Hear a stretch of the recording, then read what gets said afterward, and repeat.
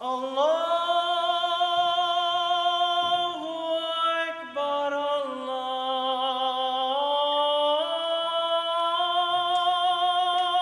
Akbar. So the call to prayer actually originated in the early 600s.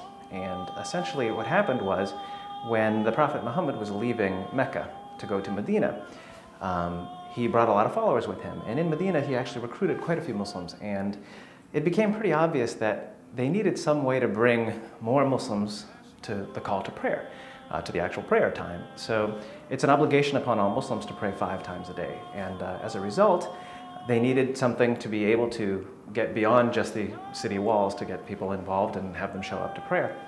And so it actually began when they were thinking about what the other faiths were doing at the time. So at the time, the Jewish faith had the horn, the Christians had the church bells. And both those ideas were not necessarily all that appetizing because of the confusion and the obvious inherent confusion that would occur. So there was actually one of the companions of the Prophet who came forth and said that he'd had this dream, and that this man had come to him in his dream and gave him these words.